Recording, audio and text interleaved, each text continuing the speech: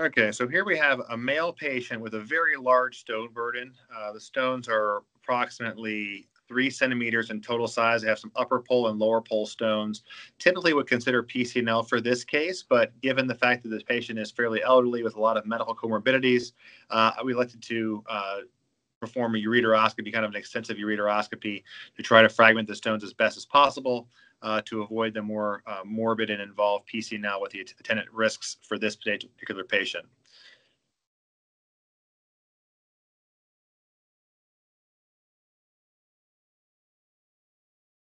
And so again, we're going to backload the scope over the working wire. So I have one safety wire, and then I have a second wire to allow for scope passage. And I'm showing with my hand here that I'm aligning the scope with the ureter in my mind's eye, just trying to do our best to minimize torque on the ureter, to minimize ureteral trauma with scope advancement. So I'm backloading the wire, and then my assistant will hold the wire on tension coming out through the back of the scope, and I'll slowly advance the scope over the wire. And I'm using fluoroscopy during that advancing process to ensure that I'm watching the scope enter the ureter, not buckle, and pass up into the kidney without trauma. I'm kind of wiggling my wrist again, kind of right and left, just to find the right angle to enter the intramural ureter to avoid ureteral trauma and allow for the scope to pass up fairly easily. I'm now up into the kidney. I've got my irrigation connected, and my laser fiber will be advancing shortly. And then we'll explore the kidney, identify the stones in the location.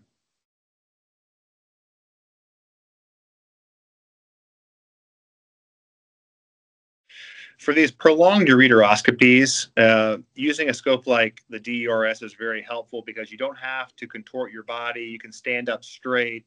You can work in a normal ergonomic position. So it allows for you to perform a prolonged procedure with less stress on your body. So now what you can see is we've identified the stone, that one stone's in the upper pole and one stone's in the lower pole. And we'll advance the laser into the scope and begin to work on lithotripsy of these large stones.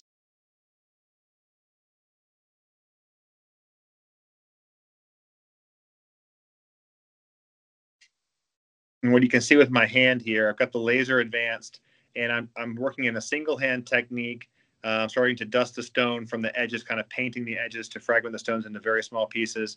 Again, I'm able to stand up straight. I have my hand and elbow in kind of a 90-degree orientation to avoid too much strain on my shoulder or elbow, which allows me to work comfortably for a longer period of time to address this very large stone burden. Definitely an advantage to being able to work in this fashion versus the way you have to contort yourself and use two hands with a lot more tension using a traditional flexible ureteroscope. And then we're just starting to continue to further dust this large stone with the laser.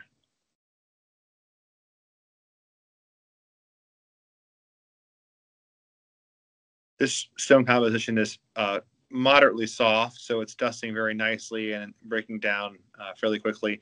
You do have this experience with these large stones where sometimes you'll lose visualization a bit to the kind of a sandstorm or stone dust kind of snow globe effect. The nice thing about this scope with the third port is it actually helps to clear a lot of that stone dust out and maintain visualization. So I do sometimes stop lasering, and I'll allow the third port to drip out, which will help to kind of clear the operative field and visualization and allow for me to work longer and maintain visualization with less of that stone dust storm.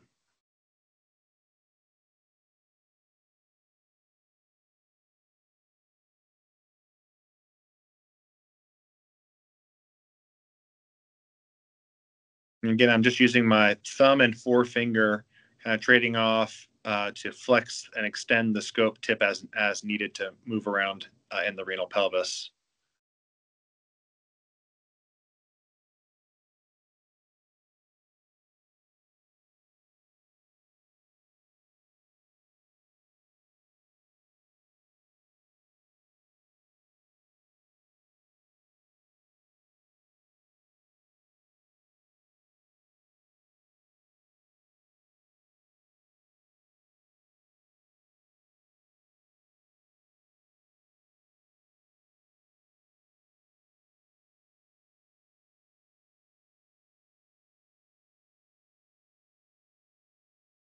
So it's important to remember, because you had that third port, if you do lose visualization due to that dust storm, just stop lasering, continue to irrigate in, and you'll see it clear up just like that, and you'll be able to visualize again. So it really clears the dust out of the field, operative field, visual field very well, and allows you to continue to work on larger stones without losing your visualization.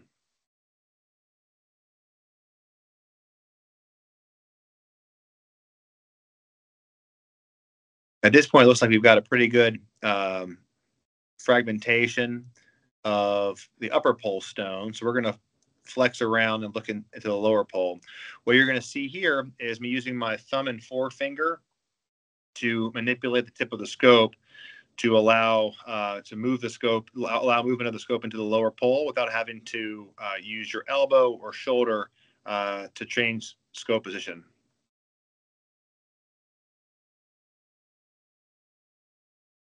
I usually will alternate between using my thumb and forefinger just to alleviate tension and muscle fatigue in each finger.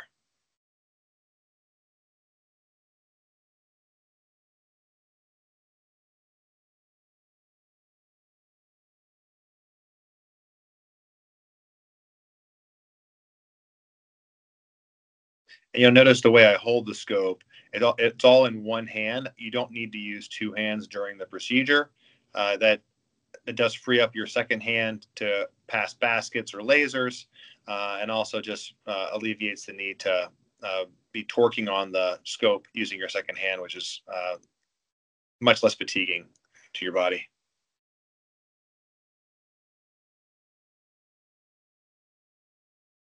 Richard Wolf, Spirit of Excellence.